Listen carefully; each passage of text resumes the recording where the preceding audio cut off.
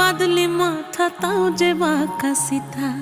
মেদিনীপুরে রায়না চিরন বাঁকুড়ার ওই ফিতা আর যতন করে বাঁধলি মাথা তাও যে বাঁকা সিথা